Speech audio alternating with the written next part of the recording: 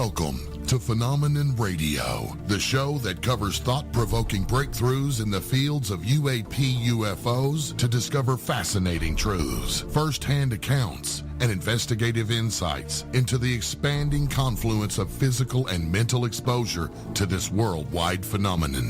Hosted by Emmy award-winning investigative journalists, Earthfiles reporter and editor Linda Moulton Howe, and world-renowned experiencer of the 1980 Rendlesham-Bentwaters incident, John Burroughs. And now, leading off tonight's program, here's Linda Moulton Howe.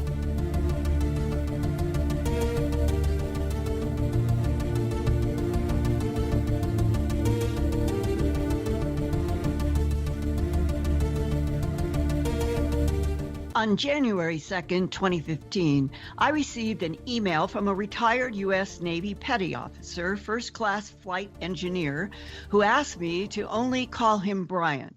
Now 61 years old, he entered the U.S. Navy in 1977 and retired 20 years later in 1997. He provided Earthfiles his DD-214 documents and other certificates of service, including an Antarctic service medal given to him on November 20th, 1984. He wanted me to know that his C-130 crew encountered high strangeness while they were flying cargo and doing rescues in Antarctica from 1984-85 period to 1997. Several times he and the C-130 crew all watched silver discs darting around in the sky over the trans-Antarctic mountains that separate East Antarctica from West Antarctica. Brian and his crew also saw a huge football field-sized hole in the ice, only about 5 to 10 miles from the geographic South Pole that was supposed to be an air sampling station, but in a no-fly zone. During an emergency medevac crisis to speed up their trip, the crew flew across that no-fly zone and apparently saw what they were not supposed to see, an alleged entrance to what was rumored to be a human and ET science collaboration research base under the ice. Then, at a camp near Marie Birdland, some dozen scientists disappeared for 2 weeks, and when they reappeared, Brian's flight crew got the assignment to pick them up. Brian says the scientists would not talk, and their faces, quote, looked scared, close quote. Brian and his flight crew received several orders at different times to not talk, and were sternly told, "You did not see the ice hole, you saw nothing." But Brian was never asked to sign an official non-disclosure statement. So now that he's retired, he has decided to share what he has seen and experienced because he is convinced that non-humans were and probably are now working on this planet. He said in his email to me, quote, "Talk among the flight crews was that there is a UFO base at South Pole. And some of the crew heard talk from some of the scientists working at the pole that EBAs, extraterrestrial biological entities, worked with the scientists beneath that air sampling camp, large ice hole near the pole," close quote. To both Brian's and my surprise, after radio interviews about the 1980s to 1990s phenomena in Antarctica, 1 year ago or so, in June 2016, Brian received a surprising and disturbing phone call at his office, where he now works on aerospace projects. After this short break, Brian will join Phenomenon Radio, and we will begin with that Navy C-130 flyover that big hole in the ice near the South Pole. You're listening to Emmy award-winning investigative journalist Linda Moulton Howe, host of Phenomenon Radio Live, right here on KGRARadio.com. Tonight's special guest will join the show right after these messages. Stay with us.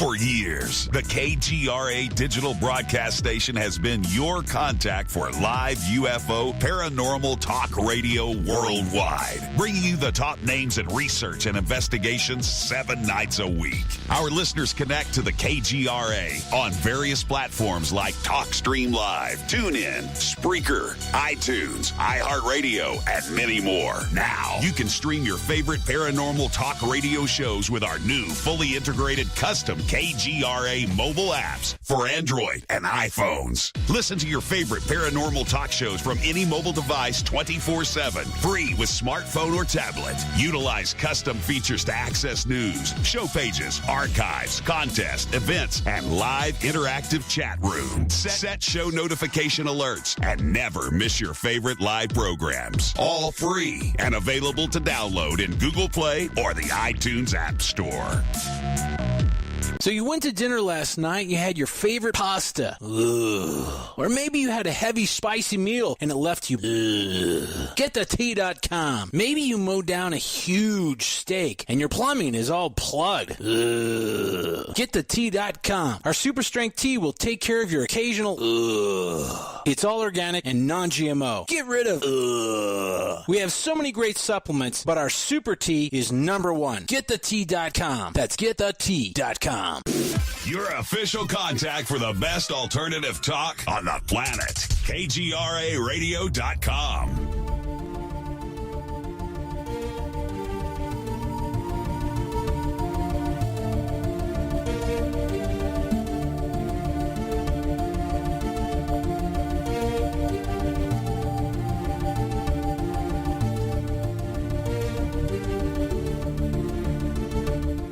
Thank you all for joining us tonight on this special edition of Phenomenon Radio Live with our very special guest joining us tonight, Brian S. To start tonight's interview, here's Linda Moulton Howe. Linda?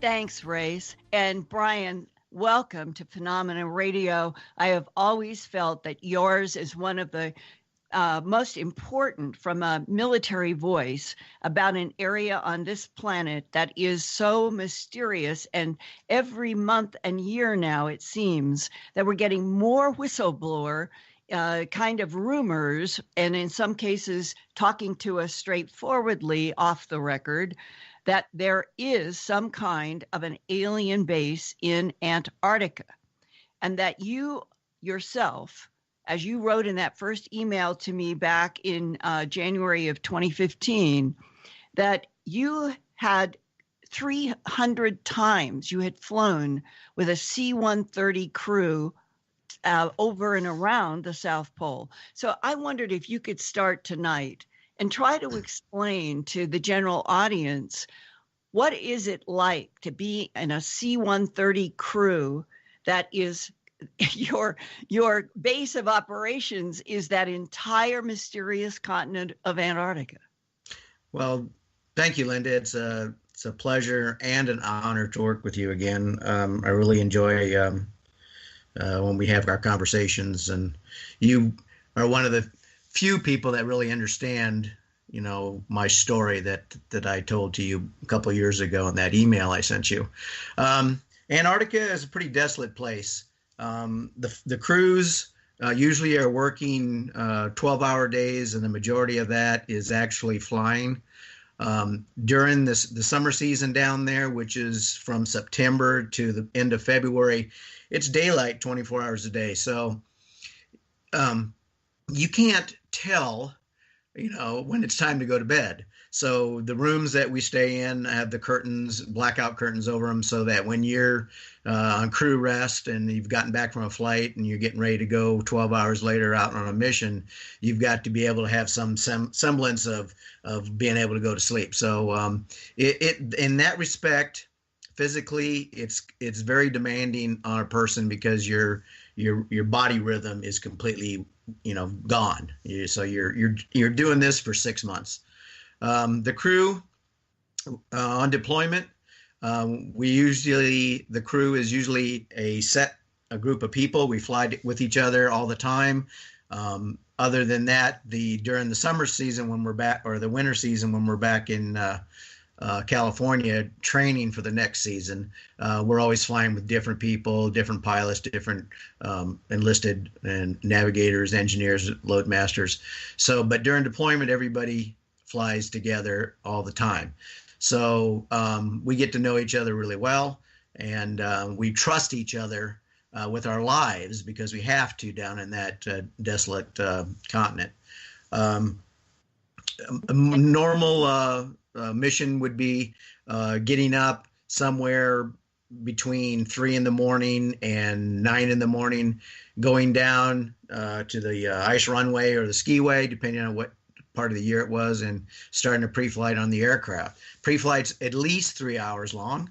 So I'm down there looking at the airplane. Prior to that, I'm in maintenance control, and I'm looking at the logbook and the discrepancy book to see what's wrong with the airplane and if the airplane is safe for the crew to fly. Get the aircraft started, taxi to the fuel pits myself and my loadmaster. We get the airplane loaded with the fuel that the pilots requested.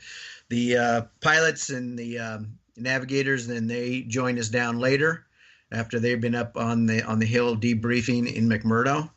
There's a building there that the squadron VXE-6 operated out of. It was a 2-story building where operations and logs and records and our personnel office and some of the other administrative duty offices was, and that building was nicknamed the Puzzle Palace because nobody knew what the heck was going on half the time, so it was like a big puzzle. Puzzle because of the missions were strange sometimes? Well, the puzzle was like we didn't know what we were going to be doing next, and you could be doing a mission one day and going to South Pole or going to a station, and the next day you could be putting a science team on the other side of the continent, or coming back and picking something up from Pole, and or flying to Christchurch and picking up a bunch of cargo or scientists and bringing them back to the continent for their science missions that they do. And that would be Christchurch, New Zealand. And I'm looking at a map that you helped make for me. I'm looking down on the continent, and I am looking that McMurdo would be in the far southernmost point of West Antarctica on the Ross Sea. And that if you go all the way across the trans-Antarctic mountains that sort of divide West Antarctica from East Antarctica, East being the bigger section of the continent, that all the way across to the far eastern side is Davis Station, which was the Australian source for the medevac. And can you give some size here that if you're flying out of McMurdo all of the time from West Antarctica, how many miles would you have to be going on a medevac emergency to get to Davis Station on the East Coast? I can't tell you miles because my job was basically to take care of the airplane, make sure it was safe, and back the pilots up during flight and during emergencies. A navigator would know that as far as distance because they're the ones that are planning the route from point to point to point. And but flight time wise, the flight from McMurdo, taking off out of McMurdo, flying over the first landmark, which is called Minna Bluff, and that's just before the start of the Trans-Antarctics. That flight to South Pole was about 3 hours and 10 minutes, depending on winds. And then in order to continue on to Davis Station on the east side of the continent, we would have to refuel the aircraft. And then from there, it was another 3.5 to 4 hours that I can recall. That was the flight time, then to Davis. So it was a pretty long day just getting to Davis Station, and then on the ground there waiting for our medevac to come out. Well, I thought that it would be good to share with the audience and unfold sort of chronologically. You got assigned to Antarctica around 84 to 85, and you're in that C-130 crew. Let's start with the first high strangeness event that occurred. You're based out of McMurdo, and you get this emergency medevac call. Unfold everything that happened. Okay. From what I remember is that our crew was getting ready that morning, and we were getting ready to go down to the airfield and pre-flight the aircraft and get it loaded for our mission, which was not going to the South Pole. And if I remember right, our mission was just a science resupply somewhere out on the western side of the continent. So it was just a short flight, probably an hour and a half, hour, 45 minutes to that science party that had been put out prior. We got a change of mission when we had gone up to operations, and they were told that our crew was going to take one of our model aircraft, and we were going to fuel it up, max out the gas, and fly to South Pole. And then from there, we were going to top off the fuel and then fly to Davis for a medevac of that some person had become injured and needed to be taken off the continent immediately. And what happened? Well, we got to the pole. It was a normal flight. No cargo was loaded onto the aircraft. We had an extra couple of people on the crew. One would have been our corpsman, one of our two corpsmen that we had in the squadron, which is like a medical nurse type. And then our flight surgeon was brought on the aircraft, and he would have been the guy that would have been taking care of the patient after we picked him up and then all the way back to McMurdo. So we took off and we flew into South Pole, uneventful. South Pole is somewhere around 11 to 12,000 feet above sea level. So you can imagine 11,000 feet of ice that South Pole sits on.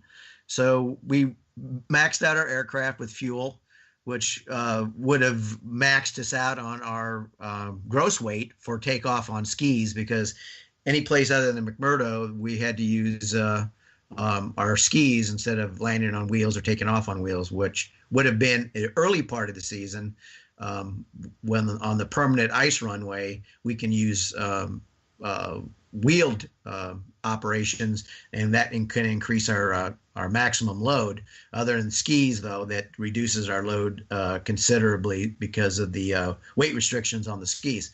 Anyways, we got to pole, loaded up, and while I was gassing up the aircraft, taking fuel on from South Pole, our navigator was plotting his course from South Pole over to Davis. Well, unbeknownst to me, that I did not know that we were going to be deviating until we were actually deviating. So we took off, got airborne, and the pilot was asking our navigator, okay, so where are we going to be going now? Because we're not going to be, going where we thought we were going to be going. And so we were directed to fly a certain course, which happened to be going right over an air sampling station, which was approximately 5 to 10 miles further on from the South Pole. Now, this area, we as a squadron didn't normally transit. Brian, just for a second. Yeah. You have maps, and if I recall, when we talked, it was the captain asked the crew or the navigator, "What is this no-fly zone? If we can go through that no-fly zone, we're going to be able to save time on this medevac issue." And that was the discussion about why was there a no-fly zone. Right. That discussion was happening after we took off. So we got airborne, and everybody knew there was an air sampling station that way because we were briefed every time prior to our deployment that this was the no-fly zone because it was labeled as a air sampling station and that we weren't to fly over it. So as a crew, we decided as a crew that we would take that direct route to Davis instead of deviating 20 miles around that air sampling, which is approximately what they required us to do if we were to have to go in that direction. And so we decided to fly right over it. So we took off out of Pole. Now, remember, the altitude at South Pole is somewhere between 11,000 and 12,000 feet. So we were climbing at full fuel load out of South Pole, and we were going to be climbing to about 25,000 feet for our first altitude. And then as we burned off fuel, we would become lighter and we were able to climb higher, which also allows us to get better fuel efficiency out of our engines and extend our range a little bit. So we were taking off and we were climbing, and about 5 to 10 miles out, somebody decided to look out the window instead of looking at their instruments and the radar the navigator does. And somebody said, "Hey, there's this big dark spot out here." And so we ended up flying not directly over it, but somewhat offset so that we could look out the left side of the aircraft. And it was down at about a 45-degree angle. And there was this large opening in the ice where this air sampling station was supposed to be. So we kept on going and made our flight. Pause for just a second, Brian, because Okay. I remember asking you in our interview, how big do you estimate it was, and did it look like it was somewhat structured? Well, I estimated that you could have at least flown one of our aircraft into it. So the wingspan of our aircraft is somewhere around 138 feet wide. So it would have had to have been large enough to accommodate that wingspan, but it was probably more of the size of a football field, Right. if you can imagine that. Okay, so now remember, we're up climbing, we're already at 12,000 feet. So by the time we were at that many miles, we were up somewhere around 21,000 feet. So looking down, at that area, was, even at that altitude, the size of that opening looked large. And you, as I recall, you could see that it had like something at the beginning of a ramp or something that was going down in it that seemed to be flatter, not like some accident, like it was Right. structured. Right. The way we were passing by that area, the way where the sun was off to the left. And so when it was shining down, the opening was kind of more or less, I don't know how to put this, in an angle, so that it would be, if you were to try and fly into it, you would have to come back and go back west into it. So the sun would shine on the top of it, and it would cast a shadow, and then you could see more of an upward grade coming up onto the plateau there. So it looked like it was descending down in, so like a ramp. Right. And there was another very important discussion that I remember, that the pilots asked the crew, why would there be a no-fly zone at an quote unquote air sampling station at South Pole, when the only planes that would be coming in would be like yours, would be up at somewhere between 25,000 and 35,000 feet, and that somebody made the comment, we're not going to affect any air sampling, so why do they have this as a no-fly zone? Right, exactly. That's what we were told. That's what we were briefed. That's the reason why we were not allowed to transit into that area. Now, like I said earlier, is like there was nothing in that direction that we would have to go to as far as science, okay? All the science during that time was all on the western side of Antarctica. So, you're flying toward 90 degrees south. So basically you're flying south and then you're flying north again. So there wouldn't have been anything out there for anybody to even go out to. So that kind of made it odd that we were told that we could not go over that area, other than the fact that maybe, now I don't know for sure, is that the exhaust from the turboprops, would filter down onto that area if it was overflown and affect their sampling readings for whatever science was going on there. One thing I do want to mention is that when we were flying by there, you could see lines in the ice or in the snow, like somebody had driven out, like vehicle tracks. Mhm. Okay, so like possibly like snowmobiles or one of the tractored vehicles, the ice cats they called them, were making a route back and forth from the actual South Pole station out to that opening. And we could see that from our altitude. You could see it, and it's very distinct. Anything in the ice that makes a line, you immediately recognize it and can see it. Right. And it was still supposed to be a no-fly zone that did not make sense to your pilot, and that it was at least on an estimate, maybe 300 feet in diameter, the size Right. of a football field, in a hole that was clear, and obviously people had been going out to it. Now, can you describe the kind of, we'll call them rumor talk, that you guys were exposed to after in your like sitting down with people and talking, and the guy who showed up and told you all to keep your mouth shut?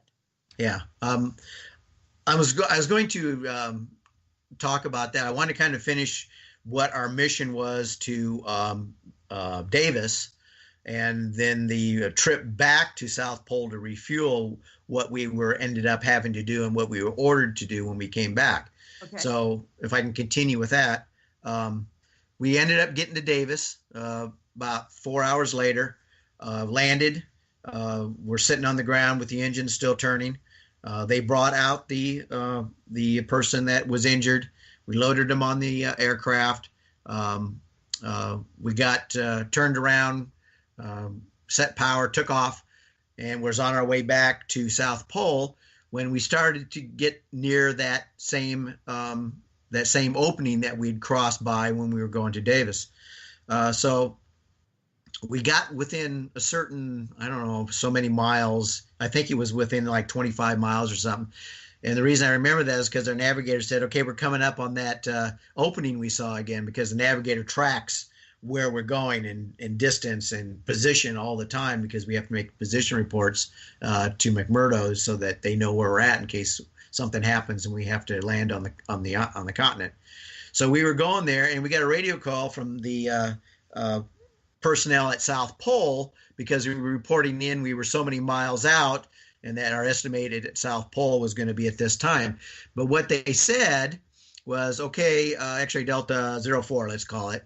X-ray Delta 04, please do not continue your course directly to South Pole. We want you to divert, make a left turn, let's just say 30 degrees, and we'll give you the heads up when we want you to turn back on course. So that's what we did. So when we turned, we were so far away from that opening that actually we couldn't see it from where we were at. At that time, we were at like 35,000 feet on our way back to Pole.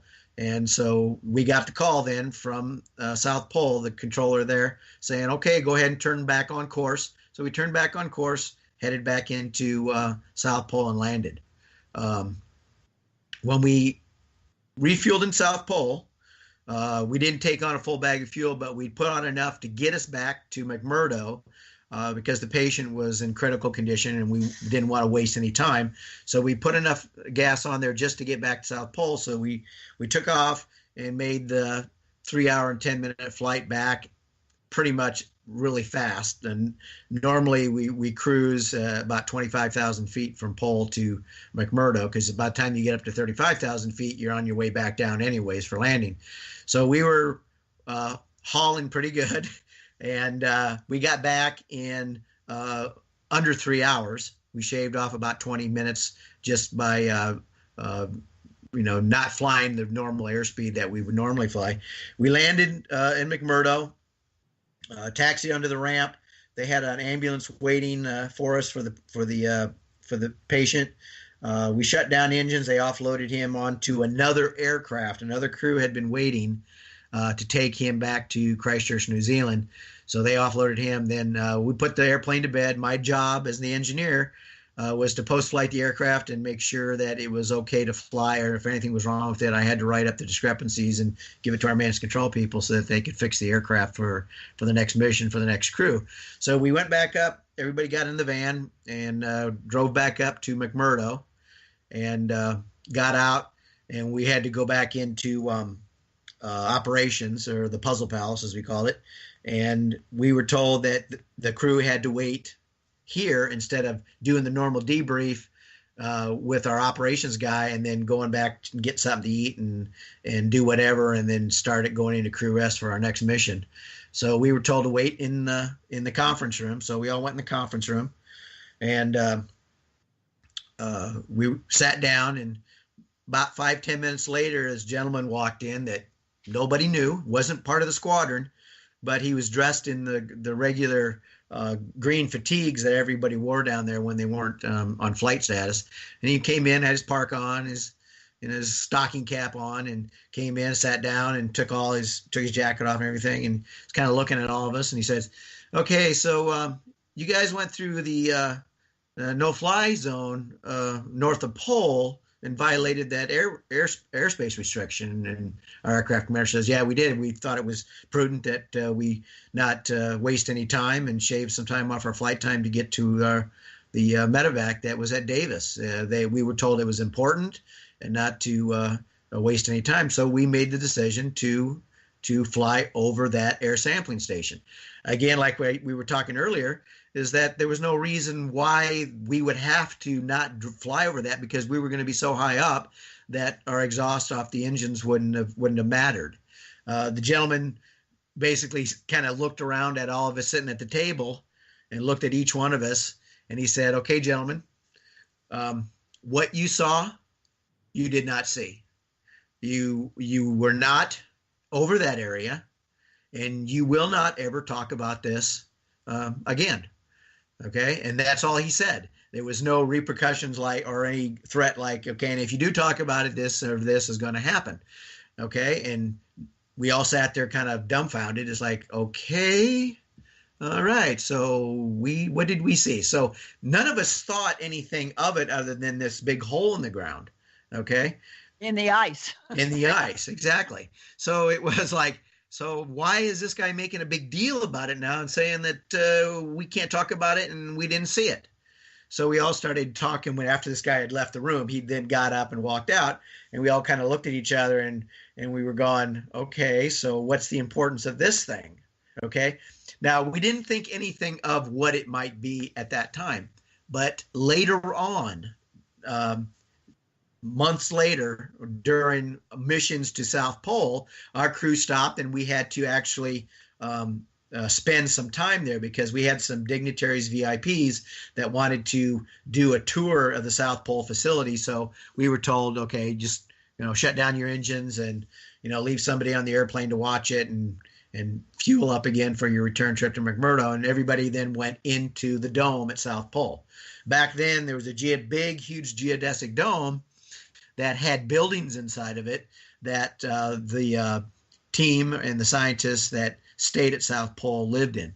So we all went inside, and they had these basically like large mill vans, or those sea vans that you see on the container ships, like a big containers, and they had made those into buildings. So there was 2-story ones all over, and one on top of one of the 2-story ones was a bar or a club. And so we went up there, and we were sitting around talking, and we were drinking sodas and trying to get warm. And there were some civilians in there, I assume were scientists. And one of my loadmasters happened to overhear him saying something about the operation or what was going on out at the air sampling station. Nothing was said at that time, though, about what was going on. It was just like general banter of yeah, we're going to go out to the sampling station again, and we're going to do some more talking out there. I guess I think was the term that was used, and that was it. So it was like kind of funny. Is like talking. What does that mean? Okay, so then later, okay, we're talking to other crews, and they had heard similar things when they were at South Pole, but they heard that there was visitors that they were going out to interact with. And I said, visitors? What did you mean by visitors? I'm talking to the other flight crew. What do you mean by visitors? And he said, well, my impression was that they weren't human. I said, human? I said, what are you talking about? He says, it seemed to me they were talking about like an extraterrestrial or an alien, because they didn't refer to them as a person. It was a visitor. Otherwise, if it had been somebody like a scientist or a civilian out there doing work or construction or whatever, they would have said, hey, we're going to go out and talk to Dr. So-and-so or Professor So-and-so, but not a visitor. So later on, when we were back in McMurdo on a future trip back, there was another crew that was talking about that. So it was kind of like we were kind of getting together and comparing notes about what was going on at South Pole, because nobody knew.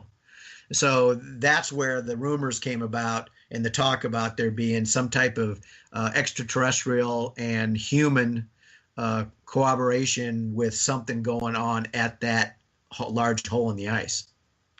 Now, can you unfold what may be a link exactly to that hole with the strange story of the disappearing scientists?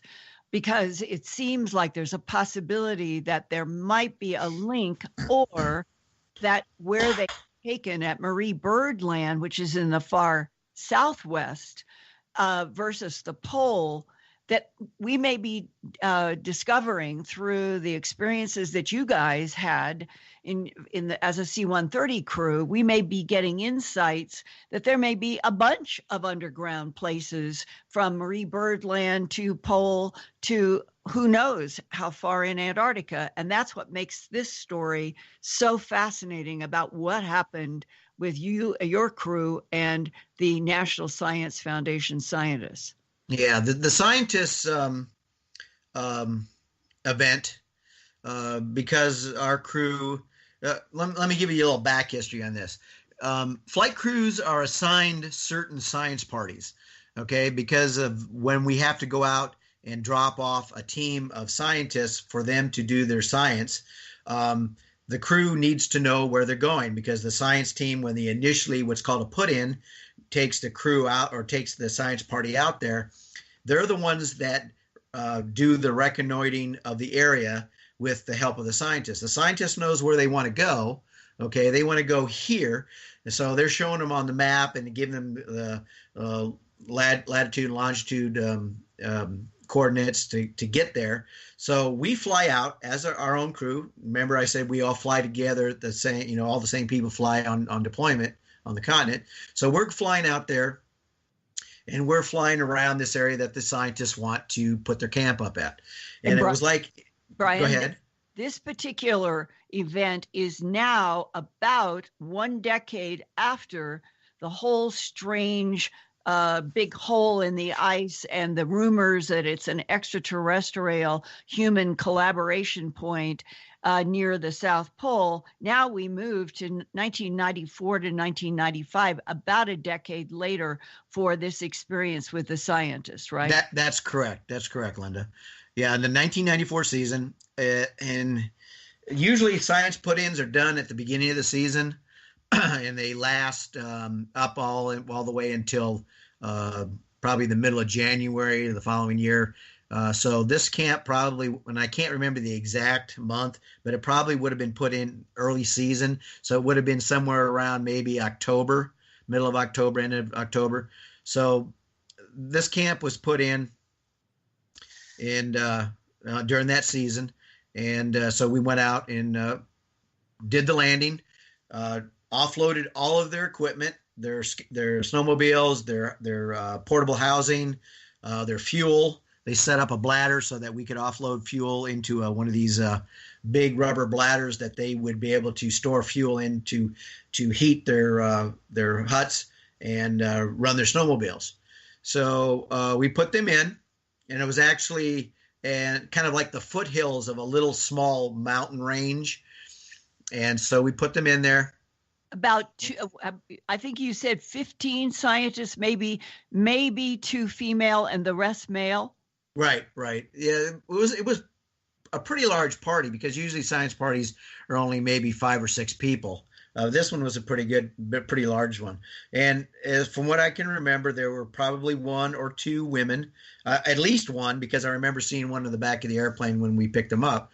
But they were all, I'm assuming, because we don't actually get personal with the science parties. They go out, we may talk to them, but because some of their science is stuff that they don't want to talk about. They don't want known until they're back in the United States, and they've got their papers written up of what their project was. So we didn't know exactly what they were going out there for, but they had enough stuff to last them for at least a month.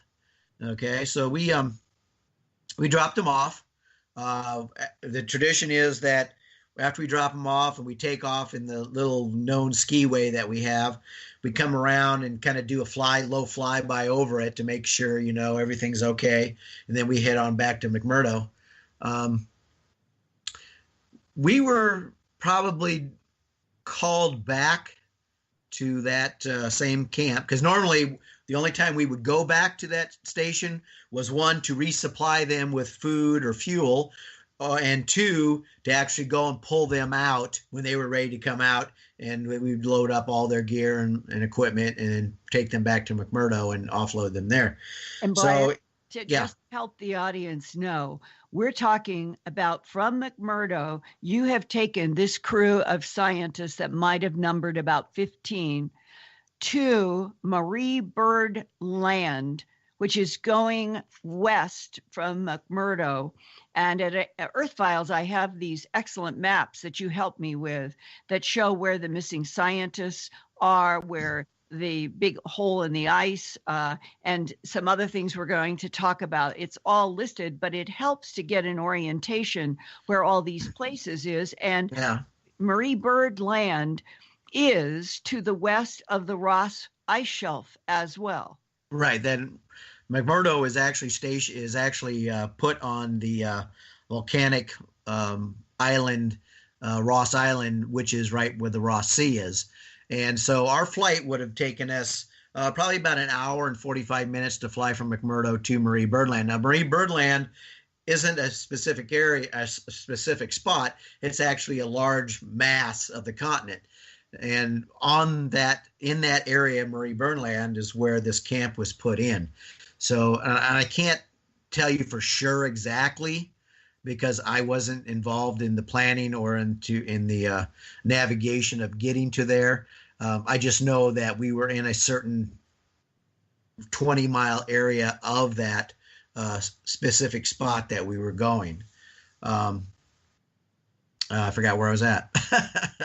You had dropped the scientists and you had come back to McMurdo, and you had been in McMurdo, I think, right, a few days, and you had made sure that those scientists heard, we want you to check in this number in McMurdo every 24 hours so that we know that you're okay. Right. But after 3 or 4 days, isn't it right? You guys had not heard anything. Well, the standard operating procedure, and all the science parties know, I mean, it's part of their training, their survival training, is that every day they have to check in on radio. They've got an HF radio. There is no basic phone lines or a phone or anything. So there is no cell service down there at all.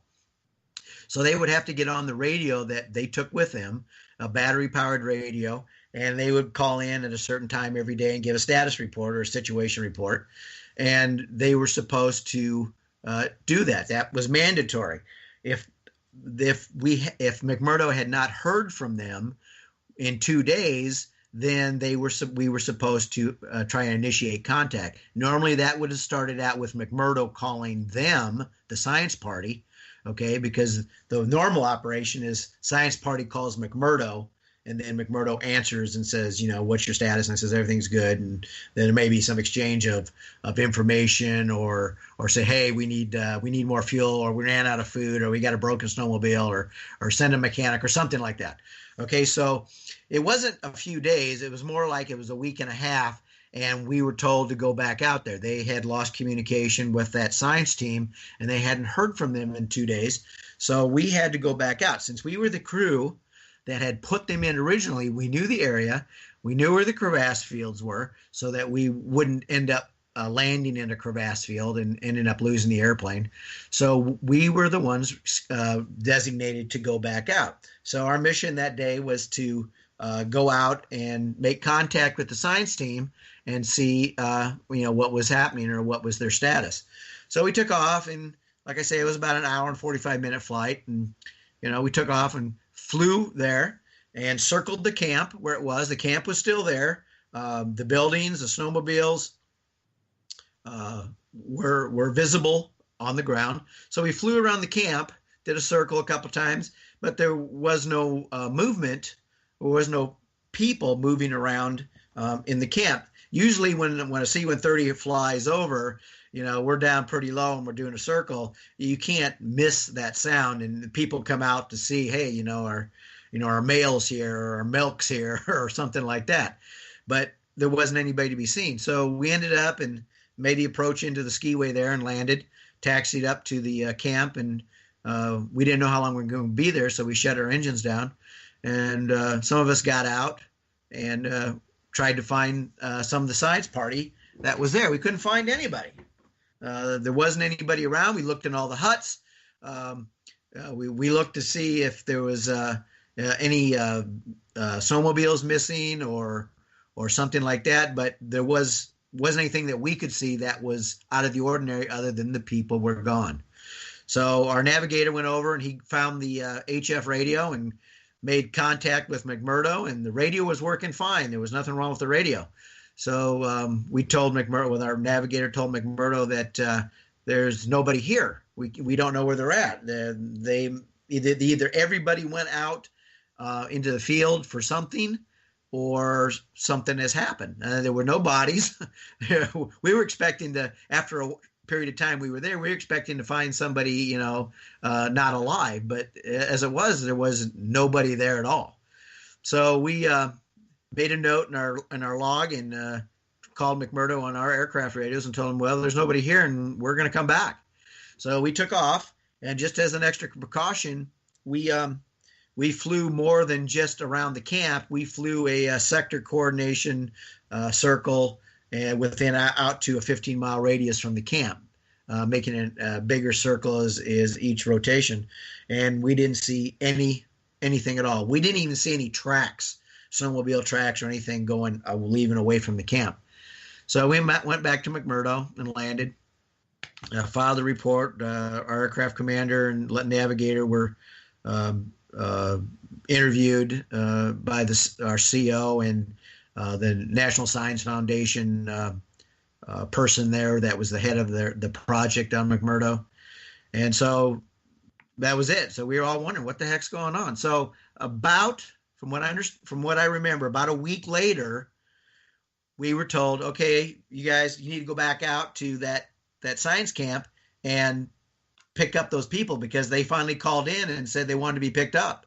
Now, their project was supposed to be almost a month out there, and this was only 3 weeks in. So understanding that these scientists, when they go out into the field, they're going to use every last minute of their allotted time, because that's their project, that's their science. So they wouldn't want to come back early. So we flew out there, did the circle around the camp, and we saw people now on the ice by the buildings. And they had all of their equipment, other than the buildings. They had all their equipment, their snowmobiles, their science equipment was all packed up on a pallet and ready for us to pick it up. So we landed and taxied up, and my loadmaster opened up the back end and lowered the ramp down. And they didn't even wait for the cargo to be loaded, because normally the cargo gets loaded first and then we bring the passengers on. They all, approximately 15 of them, just basically moved as quick as they could onto the aircraft and sat down in the seats. We loaded the equipment after. We pulled the pallet that had all the snowmobiles and their equipment on, and closed up the aircraft. And at that point, Brian, you and the crew were so baffled because not one of those scientists that had been missing would talk to any of you, right? Right. Yeah, that's what I was going to talk about. We loaded up the aircraft. Of course, at that time, now operations, okay, you have to understand, there wasn't really a lot of time for small talk or finding out anything at times. So nobody talked to the scientists until we got airborne again. So we got airborne and we're on our way back to McMurdo, and that's when my loadmaster pressed his intercom and said, "Hey, engineer, can you come back here for a minute?" I said, "Yeah, I'll be right back." So I got out of my seat and went back there, and he said, my loadmaster looked at me and he said, "None of these people will talk to me. I mean, I've been offering them food and coffee, and they're either looking down at the floor at their feet, or they're looking at me and they've got this frightened look on their face." I said, "Really? Okay." So I said, "I'll talk to him." So I went back, and one of the guys, he was kind of looking at me, he was watching me walk back in there, and he was, basically keeping his eyes on me. So I went up to him and I said, "Hey, you okay?" And he didn't say anything. He just looked at me, and his eyes were like wide as they could be. And I says, "So where were you guys at? I mean, you guys were gone. And we went over and tried to find you, and you guys weren't there." And I said, "What happened?" And he wouldn't say anything. None of them would say a single word to us.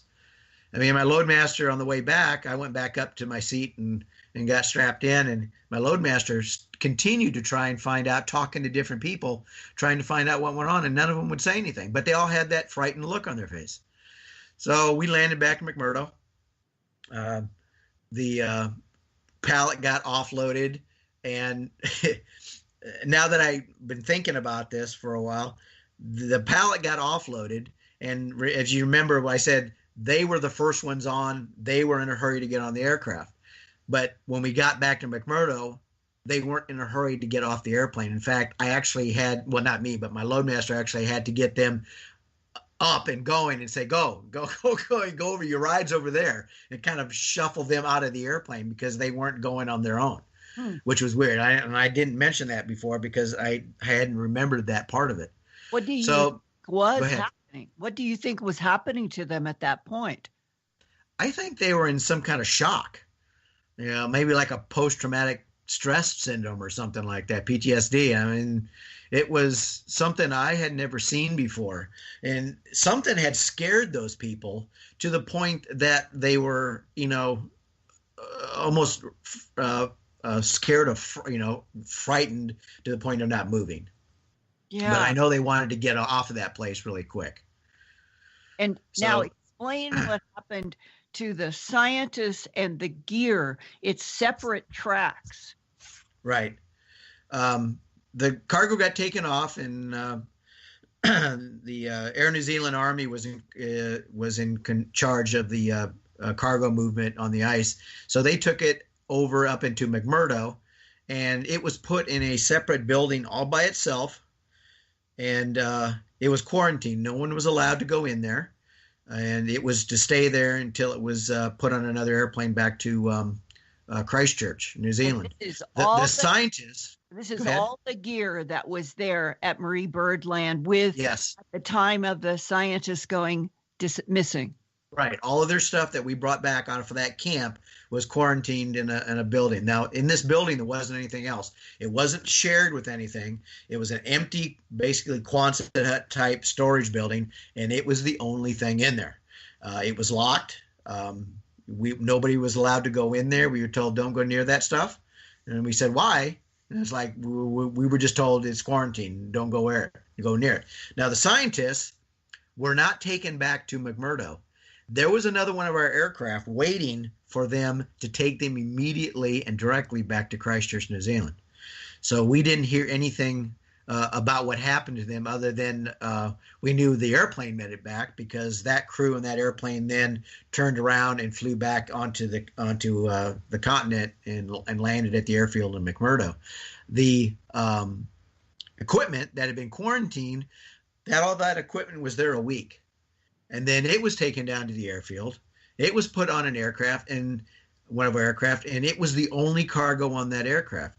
Now, also, because of the way logistics is on the continent, you don't take an empty airplane or just one thing on an airplane and go somewhere with it. You load that thing up to its maximum capacity so that you can maximize your fuel use and your time with your crews and your airplane.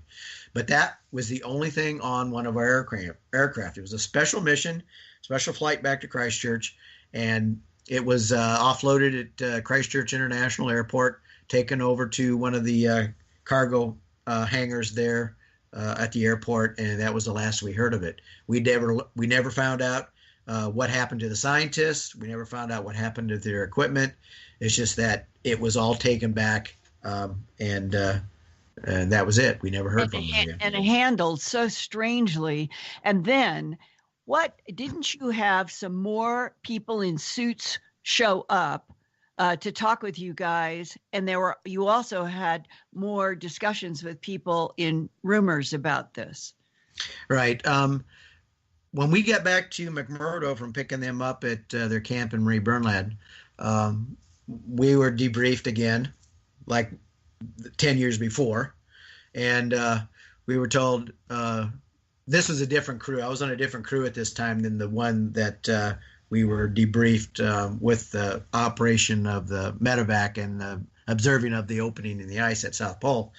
So we were taken in same room in the operations building, and we were sat down, and this time 2 guys showed up. They were not dressed in fatigues. They were dressed in what I would consider like a suit type apparel. The only thing that was different was that they didn't have the regular suit type shoes but they were wearing some type of cold weather boot on. And so we were told the same thing. Okay, you guys are not going to say anything about this incident, that you didn't find that those scientists at Marie Burnland when you went to pick them up, and that nothing was going to be said about it. Okay. Again, we weren't asked to sign anything like the first time, and so no non-disclosure.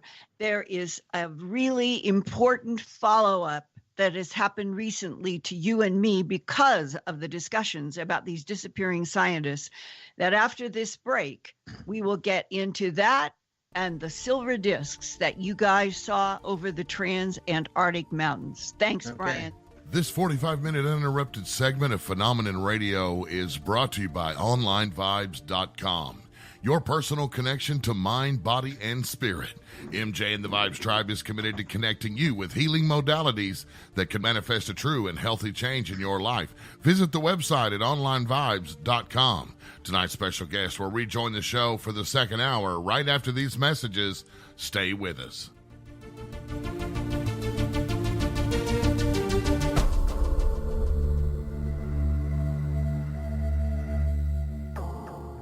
You're listening to the KGRA Digital Broadcasting Station, Salt Lake City, Utah, and Buren, Arkansas. Hi, this is Matt Ray for My Pillow. Look, I'd forgotten what a good night's sleep was like. Then I got a hold of My Pillow. I used to wake up with neck and shoulder pain. I thought it was the new normal. But after one night of using My Pillow, my neck and shoulder pain is gone, and I'm sleeping comfortably through the night. My Pillow's patented interlocking fill conforms to your personal sleep needs. It's guaranteed not to go flat. It's washable, it's dryable, and it's made in the USA, not to mention the 10-year warranty. Try it risk-free with a 60-day money-back guarantee. What have you got to lose besides back pain and shoulder pain? Right now, America's First News has a great deal. Try it for yourself. Call now. You'll get 50% off a 4-pack. That's 2 premium pillows and 2 travel pillows. Call now, 800-716-4835. Use the promo code RAY, R-A-Y. That's 800-716-4835. Use the promo code RAY. Do you worry a lot? If you're forgetful, nervous, moody, or overwhelmed, chances are you're not protecting yourself from the ravaging effects of stress and anxiety. No matter the cause, ongoing stress and elevated levels of the stress hormone cortisol can rob your memory, your health, your quality of life, and your future. Now you can combat the effects of stress and anxiety while improving your memory and recall at the same time with the dietary supplement Calm and Clever. Studies show that the ingredients in Calm and Clever reduce cortisol by as much as 30% in as little as 1 to 2 weeks and increase your ability to recall facts, names, and numbers in 4 to 12 weeks. Calm and Clever was created by scientist Kurt Hendricks, a principal investigator in 2 NIH-funded studies on Alzheimer's disease. Try Calm and Clever for 2 months. You'll feel the difference. Call 1-800-758-8746 or go to calmandclever.com. Around the world for decades have come high strangeness reports of mysterious aerial lights, beams, animal mutilations, human abductions, secret space and military programs focused on an alien presence. One reporter of these Earth mysteries is Emmy Award-winning TV producer, writer, and editor Linda Moulton Howe. She reports and edits the science, environment, and real X-Files news website, Earthfiles.com. We are moving from the paradigm that we are alone in the universe to a new one in which we are not alone. And something out there is interacting with us, our animals and plant life, forcing glimpses of other realities upon us. Linda has produced 4 large books about these phenomena with hundreds of color images and illustrations that reviewers such as New York Times best-selling author Jim Marrs describes as an amazing accumulation of evidence. All her books, An Alien Harvest, the 2-volume Glimpses of Other Realities, and Mysterious Lights and Crop Circles, along with documentaries, are available in the shop at earthfiles.com. Not on my watch, our military service members say, as they volunteer to serve, as they move out, stand firm, and take fire. So not on our watch, we say, to the severely ill or injured veterans who can't get the care they deserve to live full and independent lives, even when there's no government funding or a nursing home seems like the only option. We won't leave one warrior behind. Not on our watch. Join us at findwwp.org. Your contact for current news and trending topics. KGRARadio.com.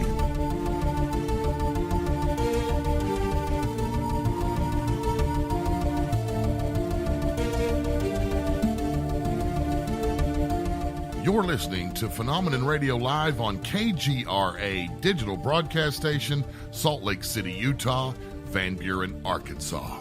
Before we begin hour 2 of tonight's amazing interview with Brian S. right here on Phenomenon Radio Live, it's time for the news. Brought to you by Earthfiles.com. Here's Linda Moulton Howe. Linda? Thank you, Race. Recently, in the week of October 14th to 20th of this year, the 19th World Festival of Youth and Students from many different countries met in Moscow and Sochi, Russia. The goal was to urge young people all over the world to network as friends instead of to divide as enemies. On the closing day, Russian leader Vladimir Putin warned in a public speech that was put out on television that humanity is, quote, playing God with genetic code. One may imagine that a man can create a man, an android, not only theoretically, but also practically, he said, close quote. Putin told the students that scientists are now can create a genius mathematician, a brilliant musician, and, quote, can create a soldier that can fight without fear, compassion, regret, or pain. What I have just described, said Putin, might be worse than a nuclear bomb. And humanity could enter, and most likely will in the near future, a very difficult and very responsible period of its existence, close quote.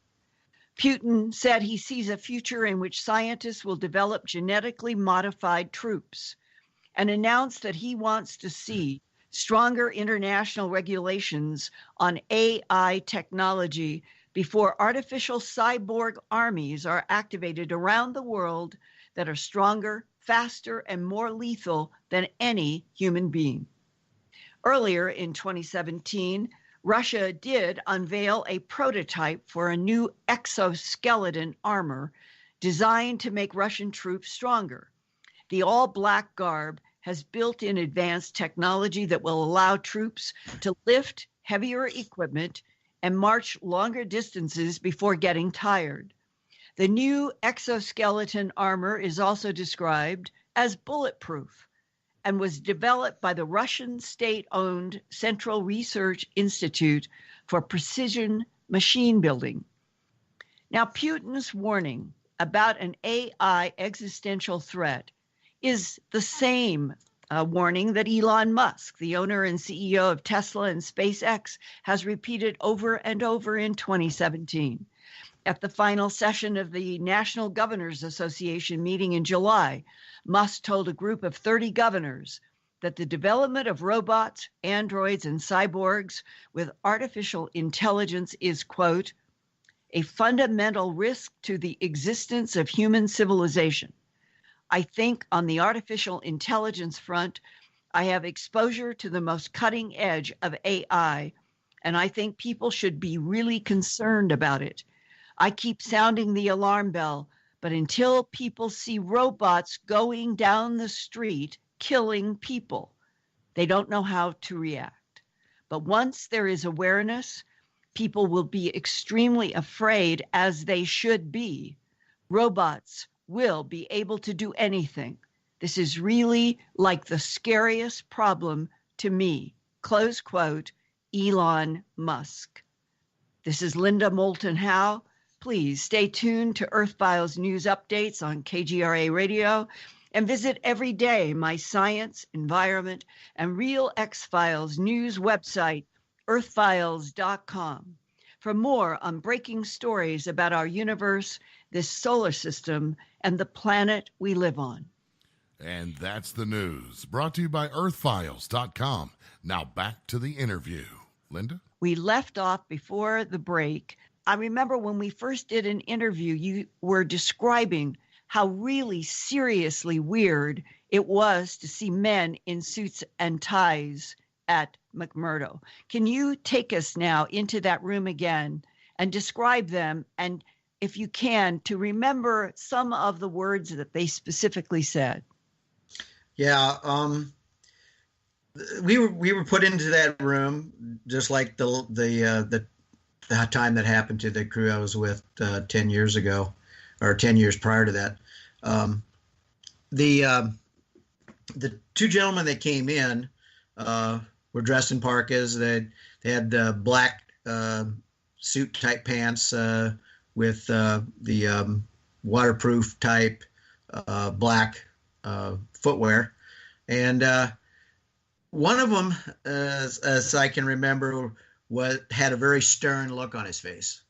The other guy that came in with him, he reminded me of the character Barney Fife. Okay, so it was almost like a Mutt and Jeff type team, and not quite the good cop bad cop type thing, but one guy looked serious and the other guy was like, ho hum, I'm here, So the guy that had the stern look on his face kind of like did most of the talking, but he looked at us and he was saying, okay, you guys went out and you got these guys out of Marie Birdland and you brought them back here, and I'm assuming that nobody talked to you, right? And we kind of looked at each other and goes, well, our aircraft commander looked at that gentleman and said, so how did you know that nothing was said? And he says, well, I just know. And the other guy, the guy kind of looked like Barney Fife. He kind of gave a little smile and shook his head, agreeing with his partner, and then the stern-looking guy, he decided that he was going to let us know in no certain terms that we were not supposed to talk about what happened. We were not supposed to talk about the first time we went out when they had not communicated with McMurdo and was MIA. And so he said that we weren't ever to repeat what had happened. And we looked at him in kind of in disbelief. And it's like, you don't want us to really talk about this stuff, huh? He says, no, nothing to talk about. It's a non-event. So that was the extent of that conversation. Those two guys then looked at us, each one of us again, and they turned around without saying anything and left the room. And that was the end of that discussion. Brian, they didn't again have any of you sign a non-disclosure agreement. Why do you think that they are just trying verbal intimidation and not making it stick with NDAs? In my opinion, I think they didn't want to make a deal of it, because if they made a big deal of it, then that would have us, even more curious about what had gone on. So it was basically, it was, yeah, we really don't want you to talk about it. Okay, yeah, sure, fine. Okay, that's it. And so I think if they had been, you got to sign this, if you say anything about this and you violate this non-disclosure, we're going to put you in Leavenworth, that kind of thing. Right. I don't think they wanted to go there. I think they just wanted it to be a kind of like a slap on the wrist type thing. Now, remember, we're all military.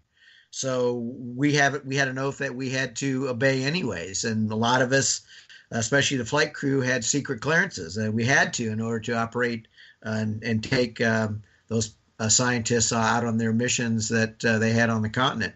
So we were kind of bound by that anyways. But you guys end up talking with other crews after that event, and you heard even more rumors about the possibility of scientists working with ETs out under the ice?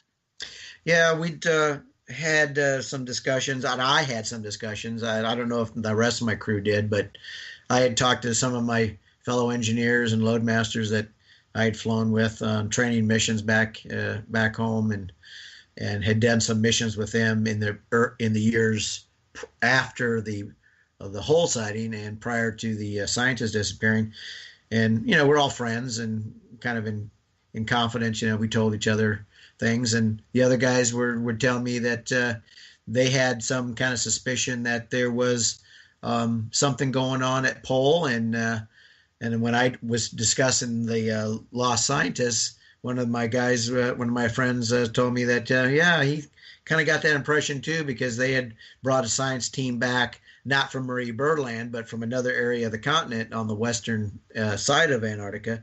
He said they had brought back some people, and the equipment that they had taken out there was left, which is unusual because that stuff is expensive, and all that stuff comes back to McMurdo, and it gets shipped back on a freighter back to the United States. I mean, they don't leave anything out there, but all their stuff was left, which I thought was kind of unusual. And I asked him, I says, well, why did they leave all their stuff out there? And he says, they didn't say, they just said, let's get on the plane and we're going back. It was kind of like one of those hurry up. He didn't mention about anything though, about whether anybody looked frightened or had an experience or anything, but his party that he brought back, they unusually left all the equipment out on the continent. And was there also a rumor that the equipment that had been quarantined by the group that you guys brought back, that it went to some place like Wright-Patterson in the United States? That I don't have any definite info on.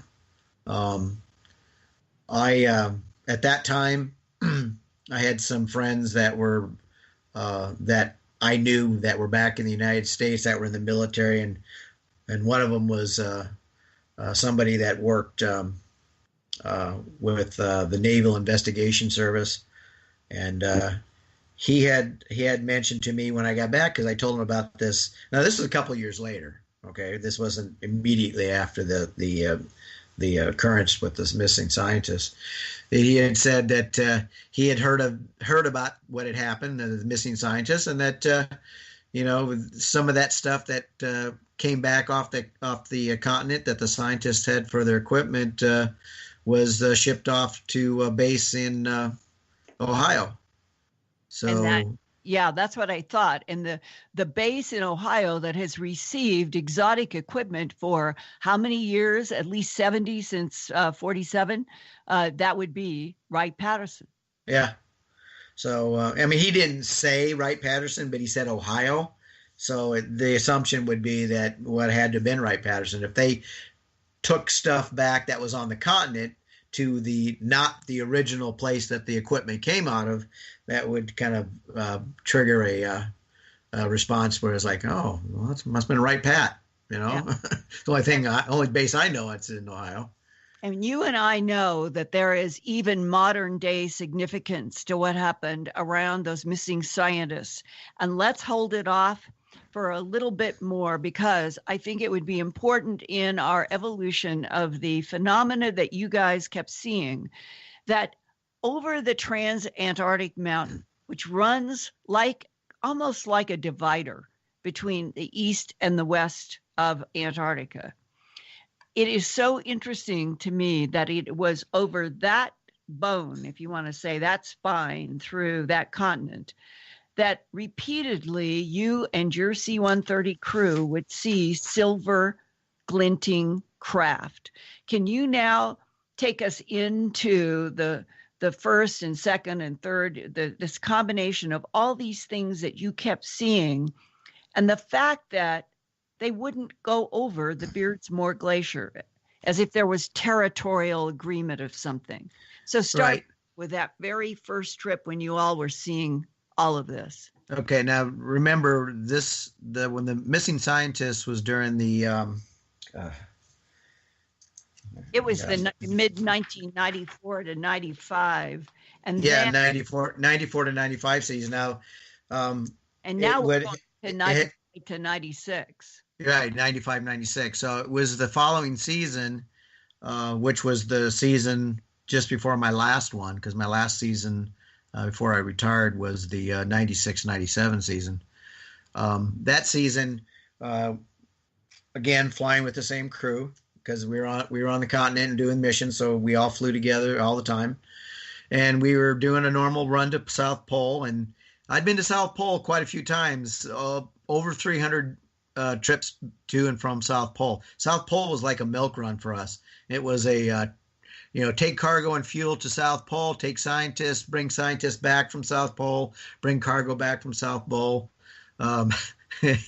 We even had aircraft that we called the garbage truck run, because that's all we did is we took food and supplies to Pole and brought back garbage.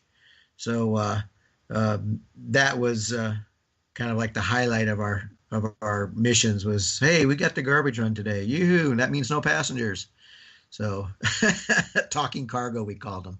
Yeah, and in those 300 trips to Pole, in that first email you sent me, you said, as a flight engineer, that you had flown more than 4,000 hours there. Right, 4,000 flight hours in the C-130 in my career. Quite a bit. I mean, when we're flying missions every day, minimum mission there is 6 hours. A lot of them were 8 and 10 hours, because you would have to fly distance out to a camp from McMurdo, and you would have to offload their cargo. And sometimes you were doing two runs to the same camp in one day. So your days were like 12 hours, and a lot of that was the flight time. So you chalk up a lot of flight time when you're in a C-130. Now, when you're flying from Christchurch to McMurdo or McMurdo to Christchurch, that's at least a 6.5-hour flight, and can be up to 9-hour flight one way because of wind. So, being an engineer, you can really rack up the flight time. And in my career as an engineer on 130s, it was at 4,000 hours, a little over 4,000 hours of accumulated flight time. And so on that, we get to 95 to 96, and you all are doing some of these runs, and talk about what happened over the Trans-Antarctic Mountain. Yeah, one of the trips, I kind of got off on a tangent with that other stuff. One of the trips that we're going from McMurdo to Pole was just a regular, what we called a milk run. And we were taking people and cargo up there and fuel. And so normal route was to take off from McMurdo, fly over Minna Bluff, which is one of the landmarks that we knew we were on course, and then fly to the east side of the Trans-Antarctic Mountains, which happened to be actually almost over the entire length of the Beardmore Glacier, because the Beardmore Glacier runs alongside the Trans-Antarctic Mountain Range. The Transantarctic Mountain Range ends probably about 150, 200 miles short of the South Pole. So you get up on the pole, the plateau up there at South Pole, then there's no mountains whatsoever. We were coming up past the Transantarctics. We were just east of that mountain range, and we're probably around 25,000 feet or so altitude. And one of the loadmasters in the back, he was looking out the window, and he's like looking down the Transantarctics, and seeing what he could see, and he saw some glimpses of light, reflections of something. And he called me and said, "Hey, Ange, come back here and look at this." So I got on my seat and went back there and looking out the window, and I said, "What are you looking at?" And he says, "Look at that down there." And he says, "See those little flashes?" And I started looking around. "No, I don't see anything." And he says, "Oh, no, over here. Go over to the left a little bit. See on the top by the mountain peaks?" And I'm looking. I says, "Oh, yeah, I see them now." And I told him, I says, "What do you think those are?" And he says, "I don't know." And all of a sudden, there was a group of maybe 4 or 5 of these glints. And they were right over the top of the Transantarctics. And you could see them reflecting the light.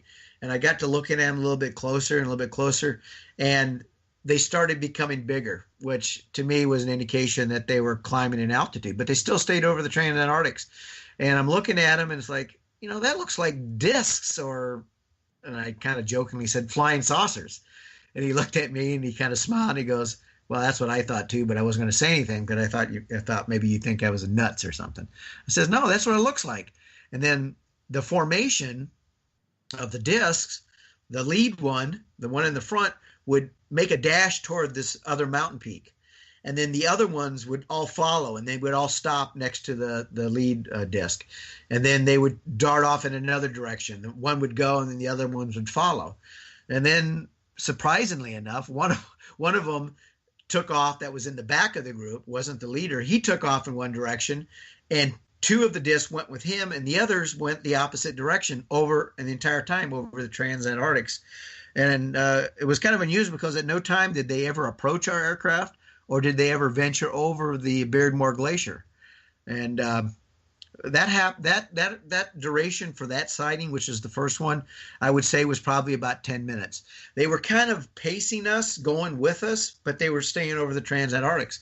And then we got to the end of the Transantarctic Mountain Range, and we were over the polar plateau, and they stayed over the Transantarctics, and we continued on to South Pole Station to do our mission. So go ahead. And this happened more than once, and each time you all wondered, why is it that whatever these silver discs are, they can do 90-degree turns, stop, and that aren't coming up to you, but they never went over the Beardsmore Glacier. It began to be an impression that maybe there was a territorial consideration. Yeah, I didn't think that at the time. I would have thought if, they had seen our aircraft that maybe they would have been curious or whatever, and they would have come up and joined us in formation or something like that.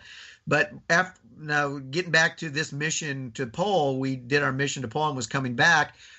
We were at about the same spot on the Transantarctics, and I saw those discs down around the peaks again. And they were, like you say, they were doing 90-degree turns, and they were coming to a stop, and they were doing follow the leader type formations, and they basically were pacing us again, but we were going south back toward McMurdo, and they were there. I mean, it was a bright sunny day, very reflective craft, wherever they were flying down there, disc shaped.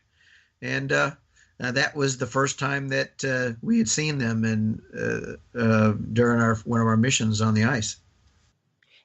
And did you ever end up talking with any of those people during when you were hanging out or having food about those specific silver discs? I was remembering that somebody else had told you that they had seen them too. Yeah, there was one other engineer who had an experience. I'm not going to mention his name. I haven't seen him since I was in the squadron with him, but he had said that his crew had an experience similar to that on their way to the pole, and that they had seen something flying down and around there. Now, he didn't expound on what exactly, how many, or what he saw, but he said he saw a craft maneuvering around the tops of the Transantarctics on their way to South Pole. Now, everybody has to understand that on that continent, the only flying aircraft were the aircraft that were operated by the United States Navy in Antarctic Development Squadron, 6th Squadron, and that no other aircraft were down there.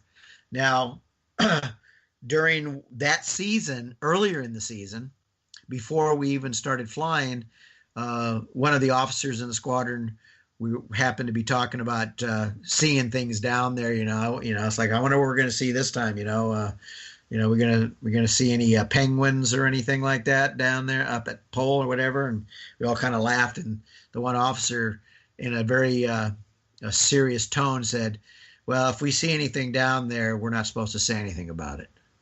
Okay, what does that mean? And he didn't say anything else.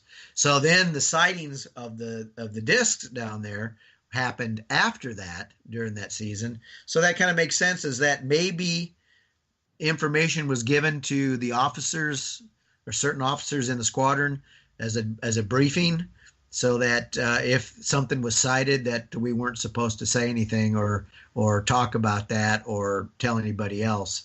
So, but during those sightings that our crew had seen, we didn't even tell anybody else. We never radioed that we saw them. Nothing went out over the airwaves on the radios that we had seen an unidentified flying object down there. We all kept our mouths shut. So there was no contact by any other intelligence agency personnel like that happened the other times. So nobody told us that we couldn't talk about that. And that was pretty much the end of that discussion with the crews, other than that one guy, that my fellow engineer who had his crew had found or had sighted something flying in that same general area. So is it fair to say, after 20 years working as a naval flight engineer with all of this work in Antarctica, that you left the naval service? You had never been asked to sign NDAs. You had certainly been given warning, but that you left your naval career in Antarctica with a conviction that there was something not human at or under the Antarctic ice? Well, at the time that I retired, it's unbelievable or not, I never even thought about that afterwards. Okay, it wasn't until all the talk and reporting of what was going on in Antarctica, and what really jogged my memory, or my memories, was the deal going on at the Vostok station with that drilling rig that was going down through that ice into that lake that they found down under the ice. That's what triggered me to go, well, all that stuff that I saw, and I'm finally starting to remember it. And it's like, yeah, I remember all this stuff. That kind of makes sense with what's going on at Vostok now. And then I was reading articles on that British documentary crew, and we've talked about this, that did that documentary down there, and they ended up coming up missing. Yeah, and that was called the Atlantis Mapping Project for the BBC, allegedly. Right. This was a crew that was working on this British documentary, and it was a newspaper article that appeared in around 2002. It was April 13th, 2002, and it was entitled "U.S. Denies, in quotes, Spectacular Ruins in Antarctica Captured on Video." This actually made a news article, April 13th, 2002. And in this article, it said the U.S. government said it will seek to block the airing of a video found by Navy rescuers in Antarctica that purportedly reveals that a massive archaeological dig is underway 2 miles beneath the ice. And when I saw that, I thought of Lake Vostok, that the drilling might have something to do with opening up something that they've already had 15 or 20 years of knowing that there was an archaeological site there. And then this article went on to say the video was allegedly the property of a Beverly Hills company called Atlantis TV that produced this Atlantis mapping project channel for the BBC in London until the year 2015, when it was all closed down.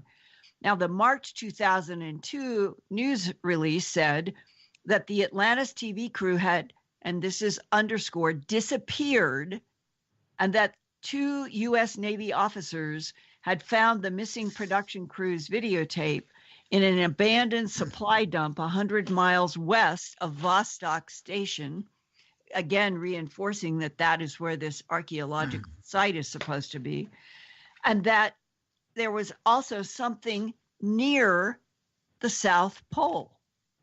This is going back to the 2002 article. The press release said the video showed a pyramid and other spectacular ruins and things that they could not go into. Allegedly, Navy SEALs came in 1 or more helicopters to take objects away from this archaeological site under the ice. Officials of the U.S. Naval Support Task Force in Antarctica denied the story and said the Navy did not possess any video shot by the missing Atlantis TV crew.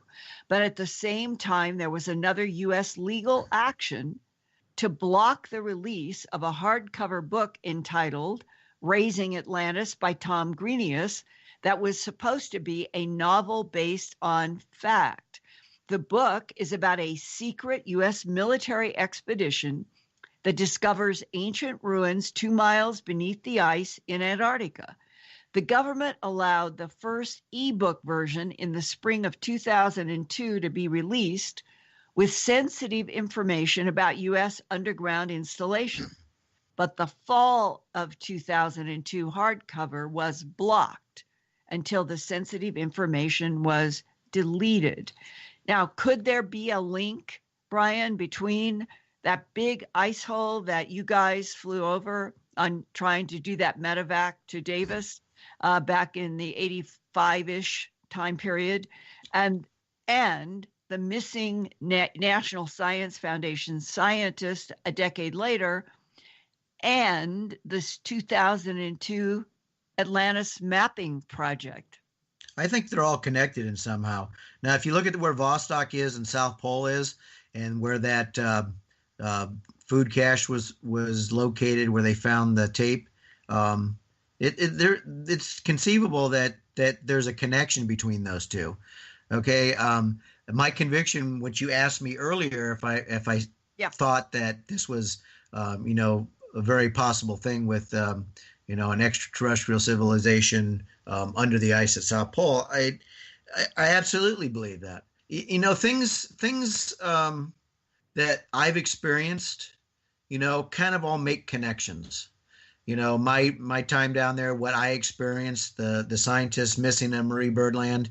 I actually, and I mentioned this to you a couple weeks ago, that I actually had been to Vostok Station. We took an aircraft in there. I actually got to see the drilling rig, go inside the building and look at that. But this was long before all this news came out of there about them finding that lake buried underneath all that ice. When I was there, they were just drilling ice core samples. They weren't doing anything. They weren't looking for anything at that time. And I actually got to see some of the ice core samples they had stored in one of the buildings there. So this is very possible that this could all be connected. The things that the reported that are being found down there, buildings like you were talking about, ancient ruins and artifacts that are being pulled out of there and hidden or put in government facilities, for study, from what's reported. So yes, I'm very convinced that there is a presence down there, and that we need to know about it. The whole question about why this would be kept from us goes to the heart of the issue of why there has been a policy of denial by the United States government and the allies of World War II about their discovery that there is an alien presence on this planet. It is not just one thing. There are multiple, and there may be mixed agendas. And the sensitivity of all of this is what we're all trying to leverage open. And that goes right to the heart of what happened with you, me, your nephew, and a friend. You and I had never met in the matter world until Thursday evening, June 2nd, 2016. All of our discussions have been on the phone up to then. And then you guys came and we all met at the Contact in the Desert Conference in Joshua Tree, California, that evening to go out to dinner and to talk, June 2nd, 2016. And your nephew, Kelly, was with us. His friend was there. And we went to that noisy restaurant. It had a lot of tile, and we talked in there about many different things and felt that that we were in what's called a white noise zone that is not easy to penetrate, we didn't think, from satellites or listening devices. And when we left the restaurant, it was still warm and it was so nice. And your SUV was where there were trees.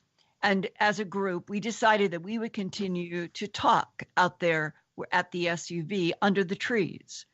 And we stayed talking till probably another couple hours. It was midnight or 1 o'clock. And then you guys took off for your respective Arizona and other homes. And I was working Contact speaking through to my Monday, June 6th. You're back at work. And I am picked up in a vehicle to take me to the Palm Springs airport to come back. And I'm in the car and the phone rings and it's your nephew saying, "You won't believe this, but my Uncle Brian got a call at his office from somebody in the government." Can you now pick up with the details of why that was so unusual that you would even get a phone call where you worked from anybody? Yeah. That Thursday that we met at that restaurant and then talked afterwards in the parking lot till about almost 12:30. I was at Contact then until Sunday afternoon. And my nephew, he had gone home that Friday, the following Friday. Contact actually started on Friday. So we were doing this talk at the restaurant and Thursday night, which was Contact hadn't even started yet. Yeah. So I came home on Sunday and went to work on Monday, and I'm sitting at my desk and you're in a aerospace related company where you do not normally get any outside, we'll call them public phone calls, and that you have to have a clearance to work there.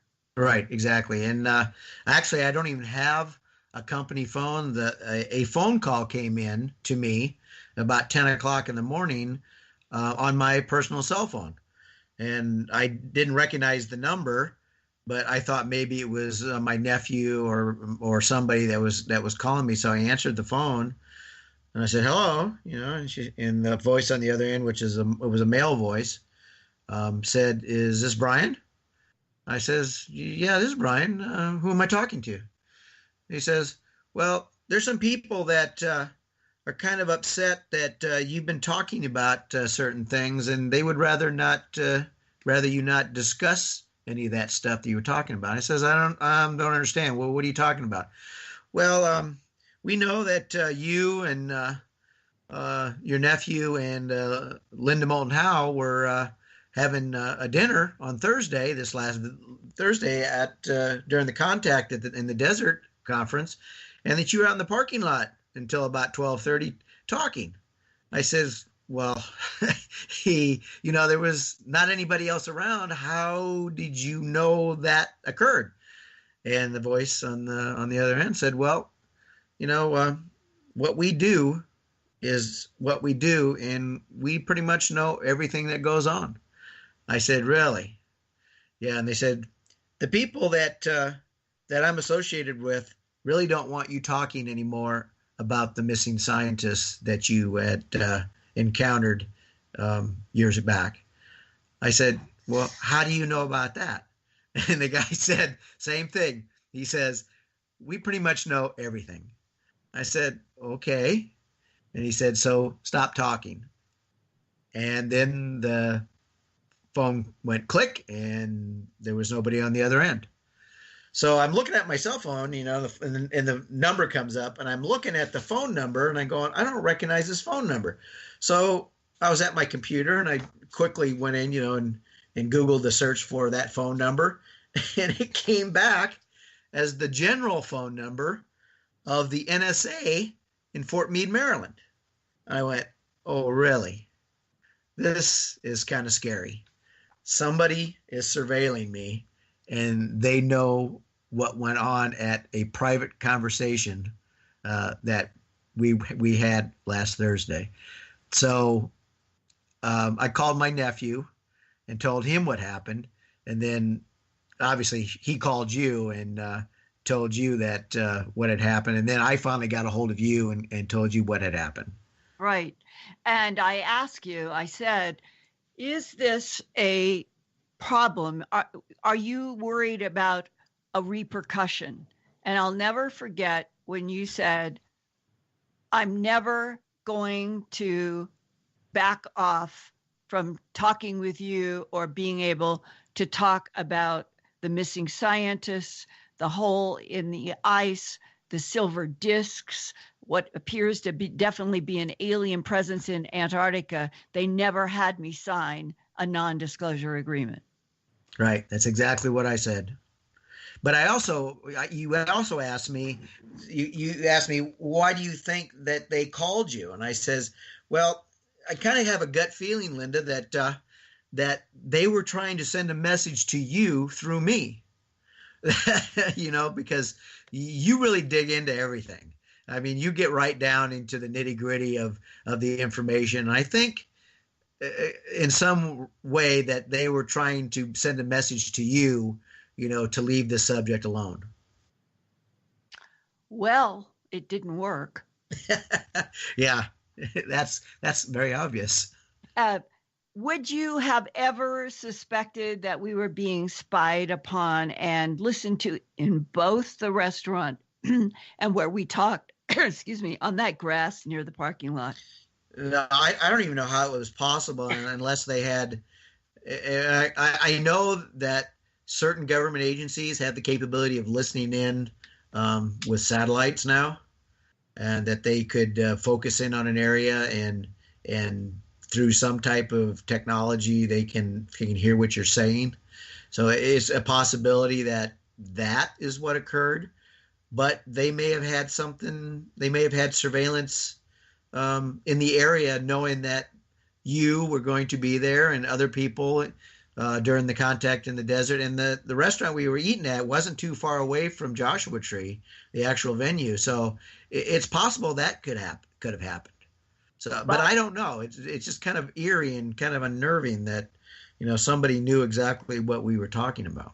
Right. And it is as if we were monitored, and we are supposed to be American citizens protected by the Constitution and the Bill of Rights, and we are not doing anything that is wrong. Oh, no, I agree with you. But, there's the factions of the government that don't play by the rules. I mean, there's the dark side of our government, and then there's the constitutional side of our government. And unfortunately, some of the intelligence agencies, they play on the dark side, so they don't follow the law, and they have their reasons, however they think that it's okay for them to do that. What is your own perspective now in November of 2017 about what Antarctica might be in terms of proof of alien artifacts, an alien presence that is still there, And the whole question of why the United States government, with the allies of World War II that encountered this during World War II, the Nazis and Hitler were talking about and implying that they had advanced technologies in Piena Mundi that were related to some collaboration with a star system and non-humans, and related to Hitler's wanting to put tall, blonde, blue-eyed people all over the planet. What is your perspective on the whole last 70 years of so much suppression, so many policies of denial and lies, and what seems to be happening now? Well, in my opinion, I think this all started back when Admiral Byrd had his task force go down there and try and find out what was going on with the Nazis after World War II. Little America was put in there. That was the first American station that was put on the continent, and that was on the western side of the Antarctic continent. The supposedly rapid retreat of his task force out of there, supposedly by flying vehicles that were of high technology that no one had seen before, possibly an ET presence then. And then I think they've been down. I think an ET presence has been in that continent for a very, very long time. Antarctica used to not have ice. It used to be a dry, barren continent, and there wasn't any ice until something happened millions of years ago, and that it swapped it around. And you know that you have to go back at least 33 million years before it's dry. Right. But they've done enough by satellites in the recent years that they can map out, actually see through the ice and see the actual landmass that's there, not just the ice-covered top of it. And it's a continent, and it could have been livable back millions of years ago. And that alien presence or intelligence maybe came to this planet that far back and developed an installation or a base for studying the Homo sapiens sapien. Or harvesting from the planet, like an ongoing, we'll say, a trade route that takes stuff from this planet. And it's been doing that for a very long time. And it would explain you and Corey Good and others are not the only people who have had information about very long tunnel-like structures. Probably deep ice penetrating radar has seen them. That there are structures. And if there are structures, it's possible that they are inhabited now and that it isn't something from the past. They've been able to use and evolve with whatever the climate has changed on the planet. And that makes this intriguing question. This feels like such a revolutionary time. We all are waiting impatiently for the headlines. We're not alone in this universe. The remote viewers have said for years the universe is teeming with life. Some are allies and some not. But that to keep moving through the 21st century without being told the truth about what the true history of our planet is and what the relationship is to other intelligences out there that use this planet while humans are kept in the dark, it just isn't fair. It isn't right. We should know what the governments of this planet know. Right. I totally agree with you. It's, this started back, some of it started back during the Roswell incident. I think the powers to be at that time, the government, the military, thought that the U.S. Citizens, the people of this planet, couldn't handle the idea of another life form other than the human life form, and that it would disrupt the status quo as far as religion goes. I think that started then, that they kept it quiet to protect the American people, and I think it just was perpetuated all these years just to keep it quiet and set up that disinformation network so that people that like me and and other people have seen things they don't want to let it out. They don't want the information out. So I think if I can touch on this real quick, the trip that Secretary Kerry and Buzz Aldrin did in Antarctica this last year, right. With their visit, where Kerry was taken, he was taken out onto the continent. It wasn't just in McMurdo. And what Buzz Aldrin had said after he was taken off the pole because he had become ill, about that he'd seen the face of evil, right. that kind of solidifies some things that I've been thinking about, is that this presence that is possibly down there and that has shown proof that it's down there may not be a presence that we want to come in contact with, if what Buzz Aldrin was saying, that it's an evil presence. Mm-hmm. And what would contain it, or what would be our ally, or is it encapsulated, or does it serve its purposes and agenda for none of us to know? Those are questions that if we all knew the true answers, we might start becoming stronger, standing in our own feet, because in ignorance, there is weakness. Yes, I totally agree with you. What do you think about what Buzz Aldrin, he did that tweet, "I've seen the face of evil," and then within 24 hours, somebody tried to cover it up with this was just a joke tweet, but the first tweet was from Buzz Aldrin, and that's what it said, and it made news. That's that disinformation method again. It's the truth. What came out, he brought it out. I totally believe what he said. It's possible that when he was at the South Pole, that he was taken out to the installation that's out under the ice, that large hole that I saw back in the 80s. Maybe he made contact with that entity, those entities, and maybe that's part of the issue, that's why he became ill and had those health issues. And I don't think that Buzz Aldrin would have said something like that just as a joke. I don't, yeah. He was the second man to set foot on the moon. He's a professional. He was an aviator, an astronaut, and he just wouldn't make that. And so somebody else was trying to do the disinformation and cover up what he said. I would personally like to meet Buzz Aldrin and talk to him about that and share my experiences that I've had down there, Right. I doubt that will ever happen, so if he's listening to this radio program, we would love to talk with Buzz Aldrin, and we would do it confidentially if necessary. And It also goes to the heart of why it is that a whole team of some 15 scientists would be so traumatized that when they had been missing for nearly 2 weeks and the C-130 comes to pick them up, that there was absolutely no reaction whatsoever to you and the crew. Right. Back to what Buzz says, maybe they saw the face of evil, and and that's what they had, that experience that would just terrify anybody.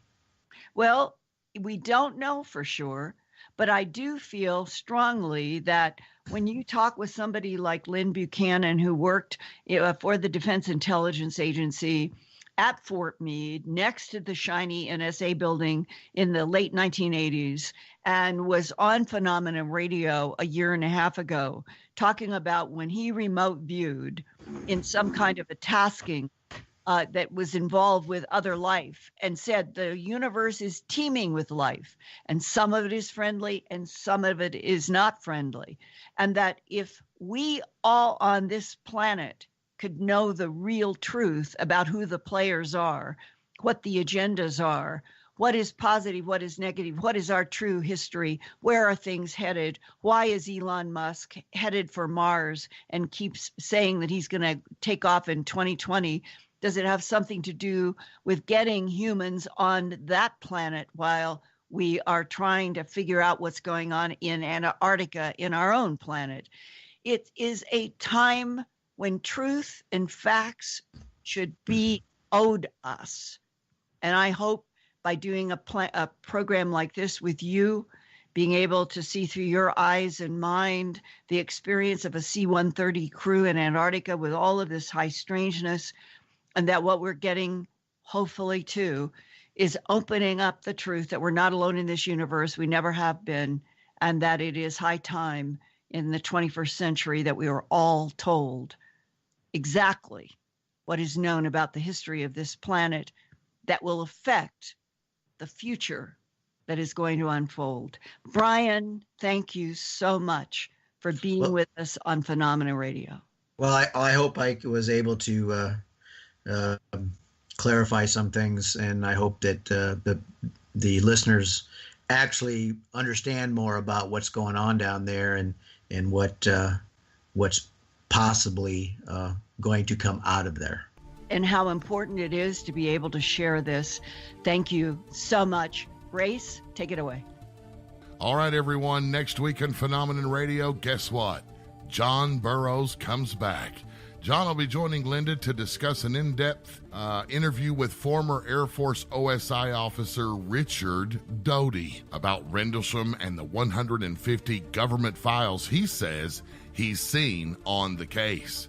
For John Burroughs, for Linda Moulton Howe, for our very special guest Brian S., I am Race Hobbs, thanking all of you for listening. Thank everyone, especially in the chat room tonight. The classroom was really rolling with lots of good conversation and photographs being posted. The discussion was amazing. Stay tuned for 3 hours of Jimmy Church and Fade to Black Live right here on the station that is your very best contact for paranormal radio topics on the internet. We're KGRARadio.com.